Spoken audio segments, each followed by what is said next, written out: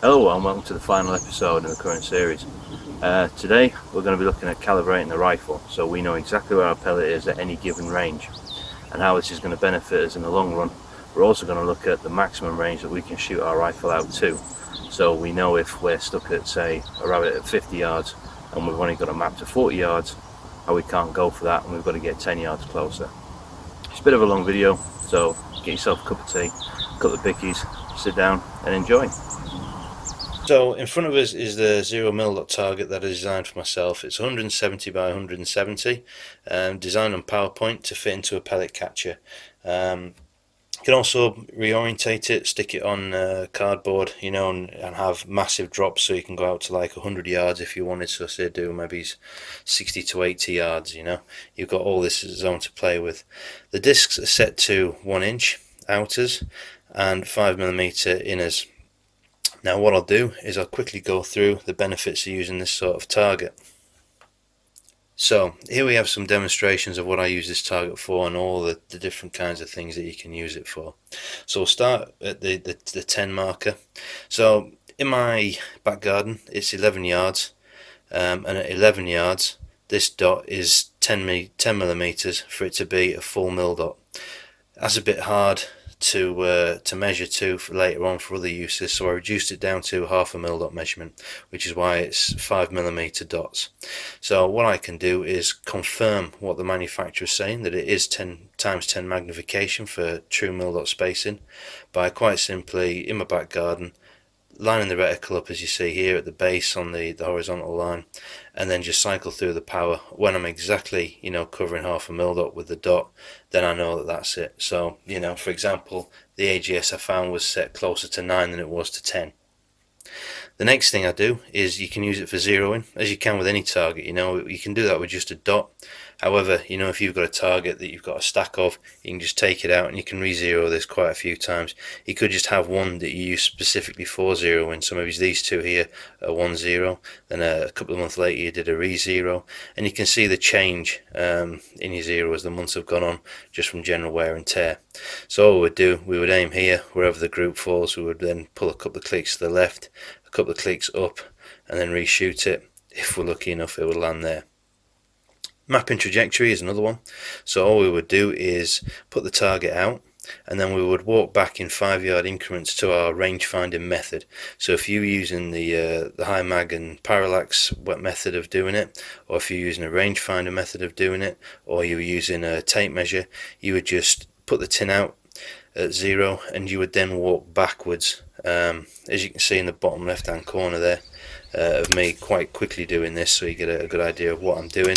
What I'm doing in this video here is I'm quite simply just putting the target back 5 yards and walking backwards. Quickest way to do it though, put the target out to 0 and then walk back in your yards or your meters and convert everything over. Always aim at this dot here, and then at any given 5-yard increment or 5-meter increment you'll get a grouping. We take the center of the group and then we pull it to this line here and take that measurement, and then we add each of these to our calibration sheet, which we'll show you shortly. The other thing is, as you can see here, rifle shooter accuracy and consistency. We can also do this for pellet trials as well, which I'll show you in a minute when we go into how accurate air guns are. You know, you may find that a grouping at 35 yards, you fire 10 shots at it and you end up with you know, a 13mm group as you see here, as I've demonstrated here.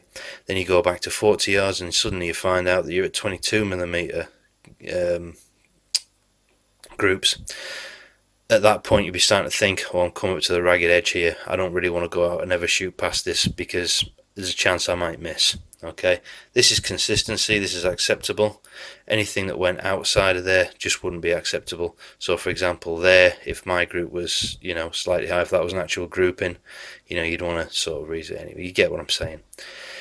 The other thing you can do with it is you can do the reverse of this, or you could do a 90-degree version of this. Set up a system for mapping. So if you want to work off hours of the clock, then work off hours of the clock.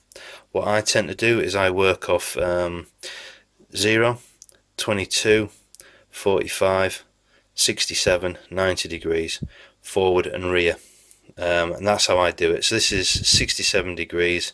It's we're going to say tailwind. I've actually missed that denotation out. So normally I would do like LT or LH, so it'll be from left or blowing to the left, and like a H will be headwind and then T will be a tailwind, and that's how I denote it. But you can do the same again that we do here with our trajectory. We just start our target, put it out at 10 yards, and then we work out through it. And as we can do it from ranges. So if it's blowing at 12 miles an hour, we would say that this is acceptable for a 10 to 15 mile per hour wind, and then we'll maybe do 5 to 10 mile per hour wind, and then 0 to 5 mile per hour wind, and then just aim at this dot again, let the wind blow it off, and see exactly what we would need to compensate out, and just do like a reverse calibration sheet or a sideways calibration sheet. So this is our calibration sheet. As you can see, we've got our line of sight here, which is that centre line through each of the targets as we shot them on the 0 mil dot sheet. We have our yards marked up here in bunches of 5s, and then that's denoted on the bottom of the line of sight, which you can see there it breaks down to, and then we have individual yards across the top there just to improve our accuracy as much as we can.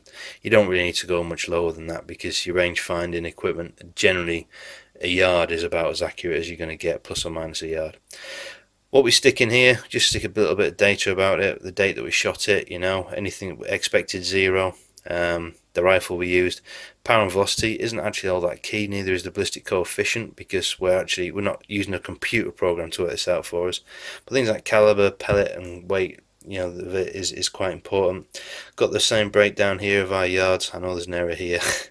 But what we would actually do here is we would take the drop from our mil dot sheet, our 0 mil dot sheet that we've shot for mapping our trajectory, and we would take each of the drops at each of these given yards on the target and mark it down from the centre of the group down to the centre, to the line of sight, or our point of aim. And what we would then do is start mapping that out on this sheet here. Here you can see is a reticle sheet. This is our final target. So we've got a mil dot reticle here, we've got half a mil dot, 1 mil dot, 1.5. And the aim is to populate this and get it as accurate as we can to what we're actually shooting. You see along the top there's a mil dot reference.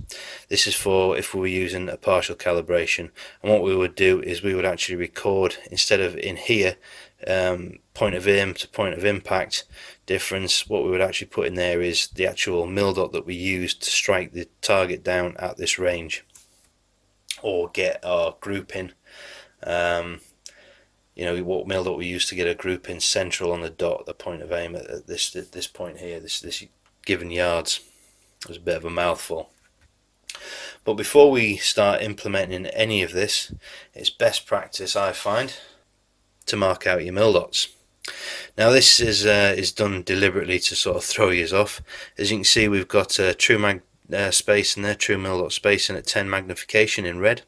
We've got ×9 mag in pencil, and then we've got ×6 mag, just to show you the difference between all of them.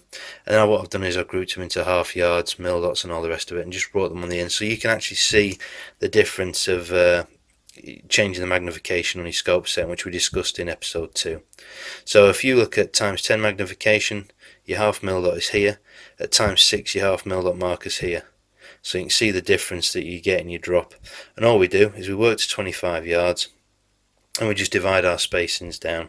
There's a complete list, hopefully, that we should be able to show you somewhere on this screen. You know, use any of them settings, but don't ever change it once you've completed this process, otherwise it will throw everything out and you'll need to redo everything again. So let's start with the partial calibration. Now, as we discussed earlier in this video, a partial calibration is where we use a certain mil dot to shoot a group. So we ultimately hit a target, say 5 times in a row, using half a mil dot for 15 yards. Okay, we've chosen our mil dots spacing, which we've gone for true magnification, so ×10. So at 25 yards we've measured 11.5 mil for half a mil dot, we've measured 23 mil for 1 mil dot, and so on and so forth, 11.5mm increments. We've done that above the line as well, because it's 2-2, it's got a big looping trajectory, as you can see. And what we've done is we've shot a field target on our field target range. We've used a rangefinder to zone in on each of the targets. So we picked a 15-yard target, we dropped it 5 times out of 5 using half a mil dot, hauled under. At 20 yards, 1 mil dot hold under. 25 yards, 1 mil dot hold under. You get how it all works. So once we've got these mil dot lines done, all we do is we dot the intersections from here onto there, onto the mil dot line, and then we end up with a trajectory. Now as you can see, it's quite lumpy, it's quite coarse, it's not a very fine way of doing it, but it does work, and a lot of people use this system. There's no problem with it at all, but I demand even more accuracy than this. So here you can see I've set out a 0 mil dot target that we actually shot with the RM8, which is what we're trying to map. This one was done in the garden, but I'm just going to ignore that. I've just marked in pen for your own benefit. And what we've gone and done is we've shot a 3-shot group, because 5 shots would just make too big a hole. You would probably not get as accurate. What we're looking for is tight groups. So at 15 yards we found our drop was plus 9 millimeters when we measured from here to the center of this group. Same here, 20 yards we had plus 13, plus 9 at 25, minus 9, minus 28, minus 39. Once we've got our data in here, the difference between our point of impact and point of aim, we then mark our barrel at 0, so we know we're 2 inches, well 1.8 inches actually, drop from 0. So centre of our barrel to the centre of our scope, we mark that there so we know where we're ultimately starting from, but it's not critical to do that. We start at 10 yards because that's a known data point, and we mark it plus 2 millimeters above the line of sight, plus 9 millimeters, plus 13 millimeters at 20, plus 9 at 25, and you can see that all we're doing is we're just plotting these with a ruler against each of the individual yards. Our mil dot lines should be drawn in first before we even start plotting any of these out, but you can do it after. It doesn't really matter, to be honest with you, when you put them in.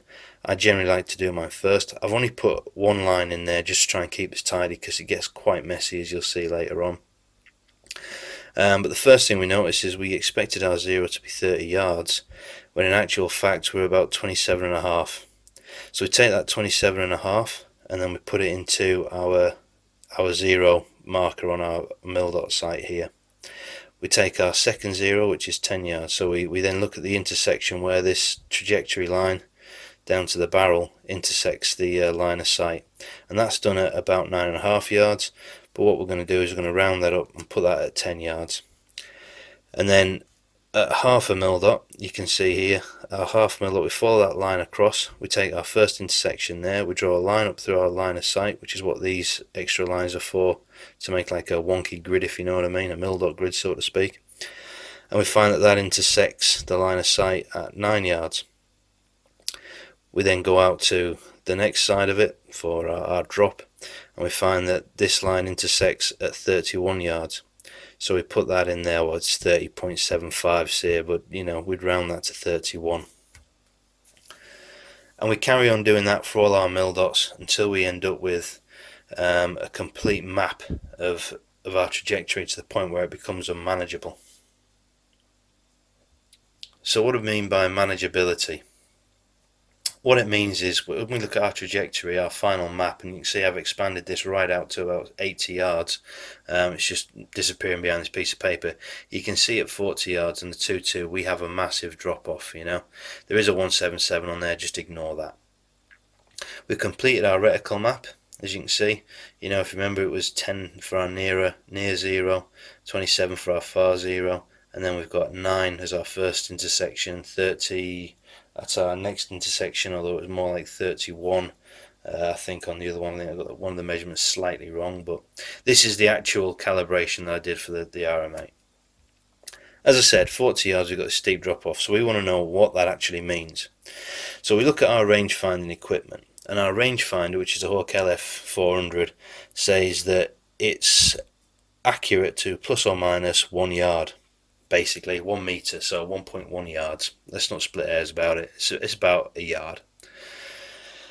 So if we take now our establishing our hunting range from the calibration, or what's manageable, what we're looking for is where the range finding tolerances and drop off of the target can cause a miss. Our rangefinder accuracy, as we've discussed, is 1 yard.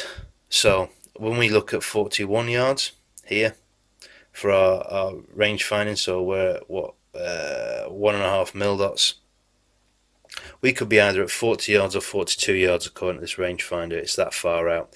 If you think about it, 41.9 yards would come up on the rangefinder as 40 yards because it's still within that band, but you're actually really at 42 yards, aren't you?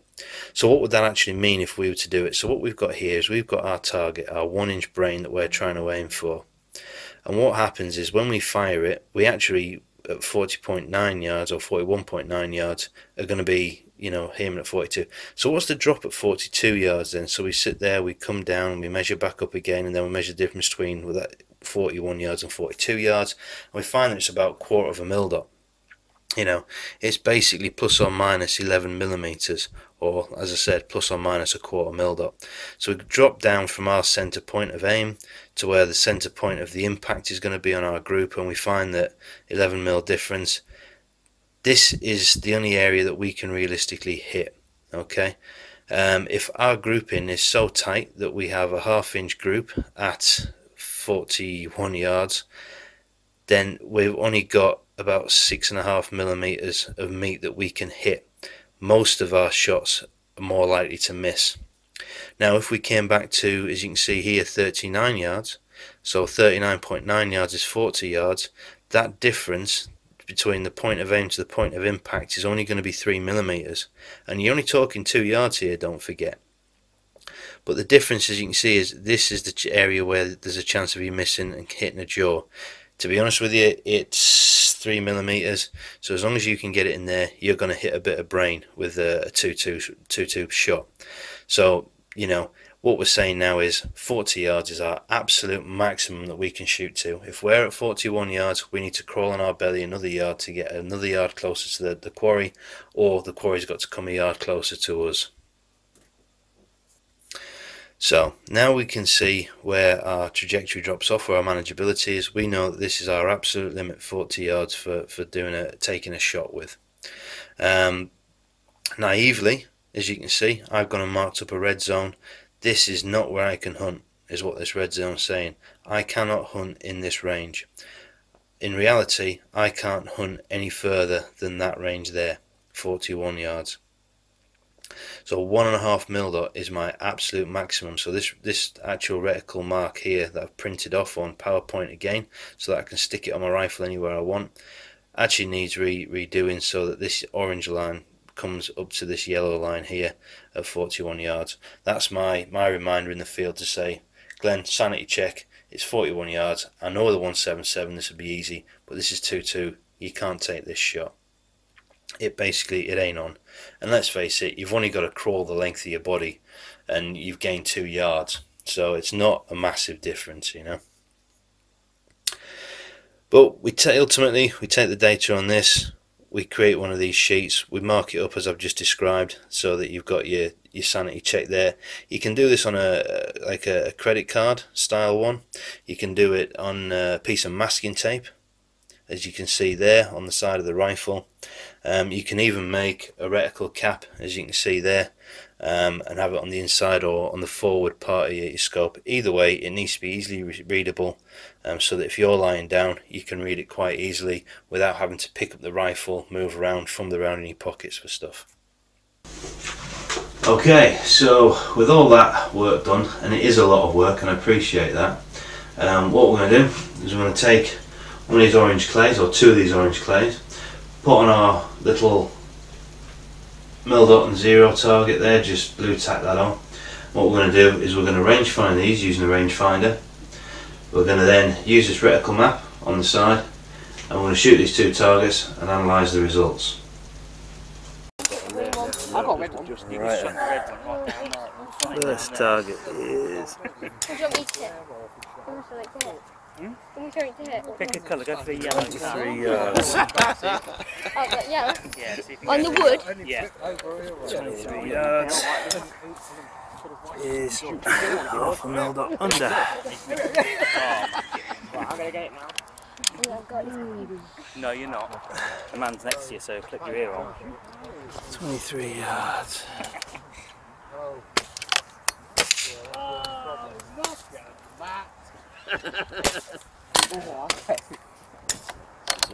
you get that flag? Did you get that flag? No, Oh, we accidentally got it. I'd aim for the yellow cartridge. That's it, keep going so you can get the yellow. We'll get rid of one of them. They're quite big in each. And the last one is... You did it. It's for a metre. 35. Centimetre. Which is 1 mil. Struggling. Yeah. But it was out. It was out, you know, about Oh, then it's mil and a half for some reason. Yeah, go for the orange. I just realigned it within 2 shots. Get the yellow. Ooh! Did you get it? Yeah, I got the young cartridge. Only get it. Show it, what? So in front of you is the two clays. The one on the left is your 23 yarder and the one on the right is the 35 yarder. Wind was quite a strong breeze from the right to the left, so the wind's caught the 35 yarder, just pushed it to sort of the 9 o'clock position, but if you can see the elevation, that's pretty much bang on.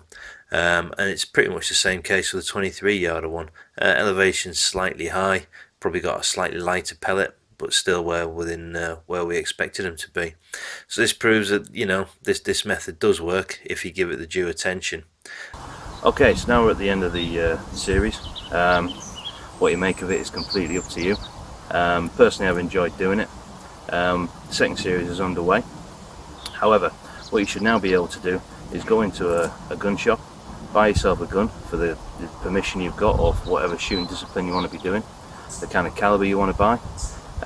You also know which scope to go for and the options around it, and finally how a moderator benefits it, selecting pellets and calibrating your rifle. See you in the next series. Thanks, bye.